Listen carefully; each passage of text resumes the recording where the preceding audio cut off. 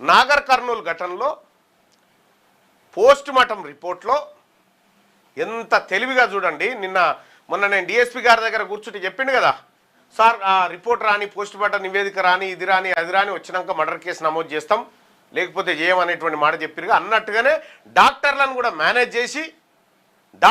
Manage చేసి post mortem నివేదికలో ఎటువంటి గాయం లేదని తెచ్చారు. తెచ్చడంతో పాటు ఇంకొకటి ఎఫ్ఎస్ఎల్ రిపోర్ట్ కూడా ఎఫ్ఎస్ఎల్కు కూడా పంపించడం చెప్పి చెప్తా ఉన్నారు.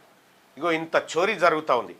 8 మంది రెడ్లను కాపాడడానికి తెలంగాణ రాష్ట్రంలో రెడ్ల జనాభా కంటే ఎక్కువగా ఉన్నటువంటి రజక జాతిని మరిగా ఈ బీసీ జాతులను 60% ఉన్న బీసీ జాతులను ఆగం చేయడానికి బీసీ డిఎస్పీ చేత రెడ్లాడిస్తున్నటువంటి నాటకం చూడండి. ఇలా తెలంగాణ వ్యాప్తం మొత్తం అట్టుడుకుతా ఉంది బీసీ సమాజం అంతా.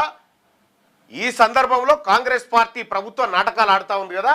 రేవంత్ రెడ్డి, నువ్వు మూల్యం చెల్లించుకోక తప్పదు. ఈ విషయంలో నువ్వు మూల్యం చెల్లించుకోక తప్పది.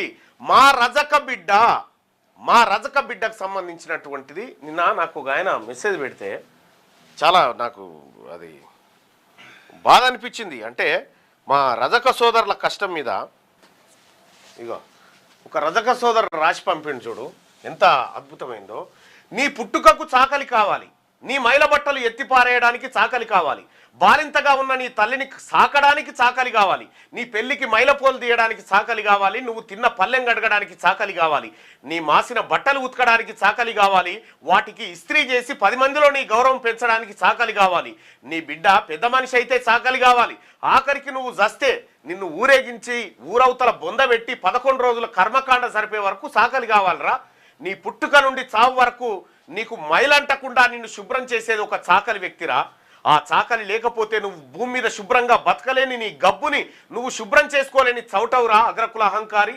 వాళ్ళు ఉండబట్టే నీ గబ్బు నీకు తెలియక అహంకారం తలకెక్కి ప్రవర్తిస్తున్నావు. నీ అవసరం లేకపోయినా వాళ్ళు సంతోషంగా బతకగలరు. వాళ్ళే గనక లేకపోతే పుట్టుక నుండి చావు వరకు నీ ఒళ్ళు ఇల్లు మొత్తం కంపేరా అని చెప్పి ఇగో ఒక అతను పంపించిండు. నిజంగా ఒక రజక బిడ్డని 2 ఏళ్ల పాపని అగ్రకుల అహంకారం అసలు లోకమేందో తెలియక ముందుకే చంపి పారేసింది. హత్యాయత్నం నమోదు చేయమంటే రెడ్డి ప్రభుత్వం, అందుకోసమే ఇలా బీసీ ప్రభుత్వం ఉంటే ఈ 8 మందిని పండబెట్టి తొక్కి నారదీస్తుండే. అందుకోసమే ఈ రెడ్ల ప్రభుత్వం మనకొద్దు, ఈ దొరల ప్రభుత్వం మనకొద్దు, బీసీల ప్రభుత్వం వస్తేనే బీసీలకు న్యాయం జరుగుతుంది.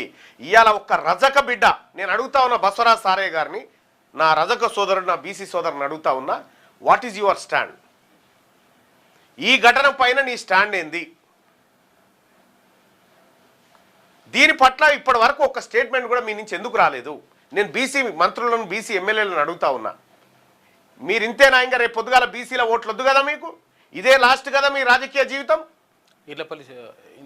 వీర్లపల్లి శంకరన్న, నువ్వు ఆ జాతి నుంచి వచ్చినటువంటి మా బిడ్డవే కదా, రజక బిడ్డవే కదా, నీ స్టాండ్ ఏంది దీని మీద? మీరు స్పందించాలే. మీరు కుక్కిన పేర్ల లెక్క రెడ్ల దగ్గర మేము కావలి కూర్చుంటామంటే కుదరదు. చూడలేదా అప్పుడు వీర్లపల్లి శంకరన్న వెలమలంతా నీ మీద ఏం చేసిరన్నా? ఆయన బీసీలో మేమే అండగా నిలబడ్డాం, వీళ్ళు ఎప్పుడు మీకు అండగా ఉండరు, వాళ్ళకు బానిసలుగా మార్చుకుంటారు మిమ్మల్ని. మీరు ఎట్టి పరిస్థితిలో మన వర్గాల వైపు నిలబడండి, మన వర్గాలే మిమ్మల్ని గెలిపిస్తాయి. వీళ్ళ దగ్గర ఓట్లు లేవు, ఏమీ లేవు, కేవలం బీఫామ్లు మాత్రమే ఉన్నాయి. కాబట్టి బీసీ సమాజం అంతా, బీసీ ఎమ్మెల్యేలు, ఎంపీలు, ప్రజాప్రతినిధులంతా స్పందించాలి దీని మీద. ఇలా వివిధ పార్టీలు రాష్ట్ర వ్యాప్త నిరసనలకు పిలుపునిచ్చినాయి, వాటికి సంపూర్ణ మద్దతు తెలియజేస్తా ఉన్నాం. ఈ అంశం తేలే వరకు వదిలిపెట్టే ప్రసక్తే లేదు. ఎంతటి వారైనా 8 మందిని పట్టుకరావాలి. 8 మంది దొరకలేరా 18 తారీఖు నుంచి ఇవాళ దాకా? ఇవాళ 25 తారీఖు, వారం రోజుల నుంచి తప్పించుకొని తిరుగుతున్నట. గ్రామ సర్పంచ్ గ్రామంలో లేడట. గ్రామ సర్పంచ్ గ్రామంలో లేక తప్పించుకొని తిరుగుతూ ఉంటే, విధులకు దూరంగా ఉంటే సస్పెండ్ చేయాలి కదా సర్పంచ్ని. సస్పెండ్ చేయాలి కదా సర్పంచ్ని. ఒక ప్రభుత్వ ఉద్యోగి జైలుకు పోతేనో లేకపోతే ఆచూకీ లేకపోతేనో ఎంక్వైరీ నడుస్తుంది. ఒక సర్పంచ్ తప్పిపోతే ఇప్పటి వరకు ఎందుకు సప్పుడు లేదు? కాబట్టి నేనేమంటా ఉన్నా, ఈ రాష్ట్ర ప్రభుత్వం నిన్ననే బీసీ కమిషన్ కూడా అక్కడికి వెళ్ళడం జరిగింది, బీజేపీ నేత రామచంద్రరావు వెళ్ళడం జరిగింది, చాలామంది సిపిఐ వాళ్ళు కూడా వెళ్ళడం జరిగింది. అందరు కూడా మాట్లాడుతున్నారు, ఒక్క ముఖ్యమంత్రి తప్ప. ఈ ఘటన పైన పూర్తి స్థాయిలో ముఖ్యమంత్రి బాధ్యత వహించాలి.